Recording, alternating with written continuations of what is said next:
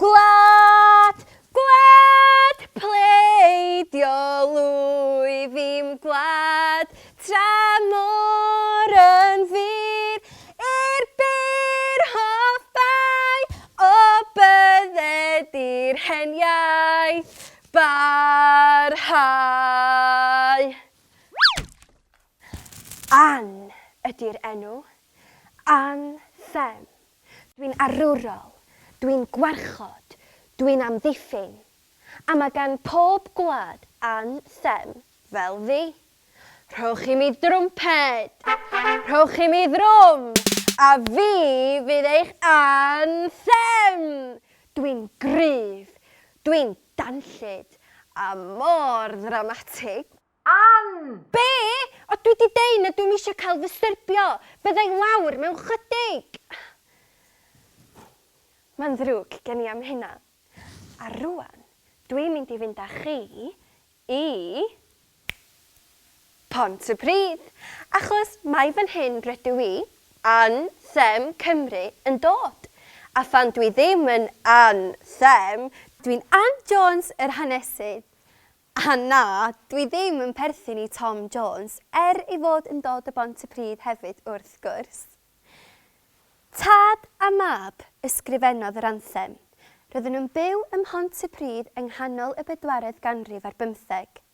Roedd Efan yn dad i 7 o blant ac mi roedd o'n rhedeg ffactri wlân wrth ymyl yr afon Rhondda.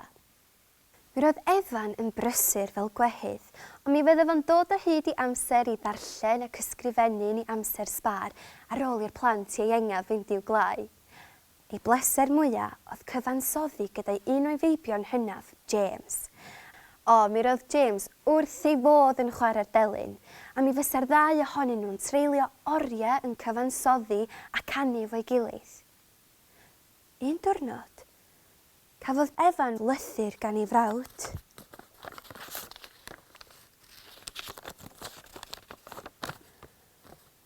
Mae bywyd yn dda yma ym Pennsylvania. Rwyf wedi cael gwaith mewn pwll glo anferth a mae'r tal yn arbennig o dda. O'r diwedd rwyf wedi llwyddo i gael deipen llunyn ynghyd. Rydym yn hapus iawn yma, ond mae hiraeth amdanat ti a'r teulu. Efan, fanwyl frawd, buaswn wrth fy modd petait yn dod yma atom i'r Amerig. Dim ots pa mor anodd oedd Efan yn trio, doedd o ddim yn gallu dychmygu gadael Cymru. Yr noson honno, driodd o ysgrifennu llythyr i'w frawd, a methu. Felly ysgrifennodd gerdd, achos oedd hi llawer haws ysgrifennu cerdd am ei wlad a'i gartref, ond na llythyr negyddol i'w frawd. Ar diwrnod wedyn, wrth i James gerdded ar hyd Glan yr Afon, cyfansoddodd y gerddoriaeth a galwodd Efan y gân yn Glan Rhondda. Wythnos wedyn, digwyddodd hyn. Mae hyn lad fe'n hadau yn anoeli mi, gwlad beirdd a chantorion enwogion o fri.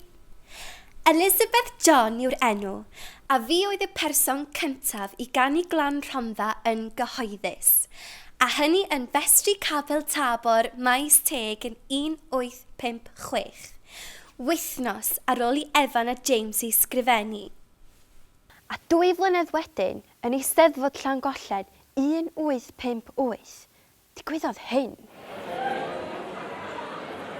Distawrwydd yn y cefn os gwelwch yn dda. Ai mi rydw i, Owain Alaw, y beirniad, yn dyfarnu bod y gân Glan Rhondda yn cael rhannu'r wobr gyntaf. Dwi wedi mwynhau hi gymaint dwi'n mynd i chynnwys hi yn fy llyfr Gems of Welsh Melody. Hefyd, dwi am newid i henw i fod yn hen wlad fy'n hadau. Gwlad, gwlad, pleidio lwy ddim nabod, tramor yn wir, i'r byr hoff bai, o bydded i'r heniaeth barhau.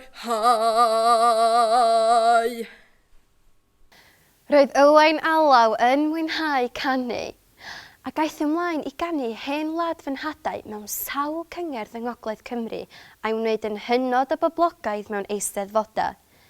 Ond dim fo oedd yr unig un oedd wrth ei fodd yn ei chanu chwaith. Ei gwrol yr yfelwyr, gwlad garwyr tramod. Llew llwyfod i'r enw, a ganis i'r gan mor dda yn 1866. Cafodd hen wlad fy nhadau i dewis fel anthem genedlaethol i Gymru. Ac o hynny mlaen, cafodd ei chanu gael pob sesiwn a phob eisteddfod. A 30 mlynedd yn ddiweddarach, roedd digwyddiad pwysig arall yn Llundain.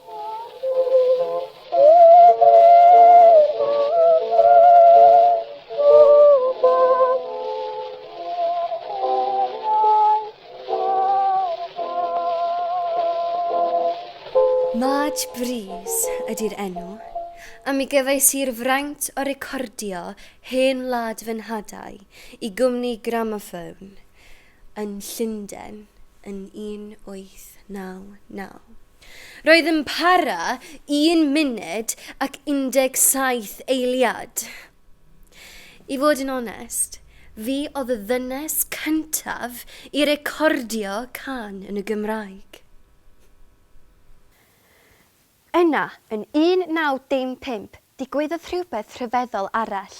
Roedd tîm rygbi Seland Newydd wedi dod draw i chwarae yn erbyn Cymru, yng Nghymru am y tro cyntaf erioed. Roeddent ar fin chwarae ym Mharc yr Arfau, ac yn ôl ei harfer, fe ddawnsiodd yr All Blacks ei dawns rhyfeddol ffyrnig, yr Haka. Ho, ho, ho, ho, eeeeh! Ac yna, yn sydyn, yn yr enid o dawelwch, dyma'r dorf yn dechrau canu. Mae hen wlad fy nhadau yn dawel i ddechrau.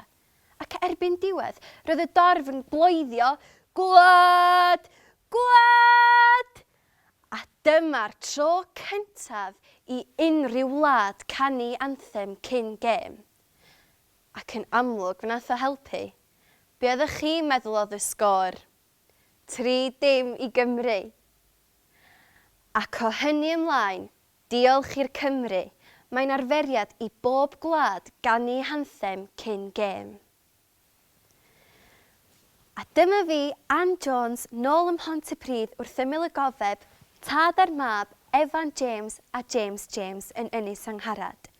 A phan ddadorchuddwyd y gofeb yma yn 1930, daeth dros 10,000 o bobl yma i ddathlu eu camp, ysgrifennu anthem genedlaethol Cymru, hen wlad fy nhadau. Ond be yn union ydy anthem? Dwi'n arwrol, dwi'n gwarchod, dwi'n amddiffyn. Be am ni edrych ar y geiriau ta? Mae hen wlad fy nhadau yn annwyl i mi. Mae Cymru, lle dwi, fy nhad a fy nheulu wedi byw ers canrifoedd yn le arbennig, sbesial.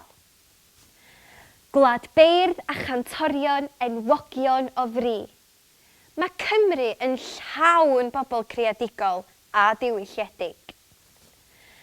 Ei gwrol ryfelwyr. Mae pob gwlad yn dibynnu ar bobl i fynd i ymladd mwyn arbed y wlad. Gwlad garwyr tra mad, sy'n golygu ei bont yn caru wlad yn fawr iawn ac yn ffyddlon iawn. Tros ryddid collasant ei gwaed. Ac mwyn gwarchod y wlad a cadw pawb yn ddiogel ac yn rhydd, mae pobl wedi colli y bywydau. Mae nifer y bobl wedi marw dros ei wlad. Allwch chi feddwl am rhai enwog yma yng Nghymru, tybed? Gwlad, gwlad, pleidiol wydd i'n gwlad. Mi fyddai'n ffyddlon i'n gwlad ac yn ei chefnogi am byth. Tra môr yn fyr i'r byr hoff bai. Mae'r môr yn ein hamddiffyn fel wal fawr.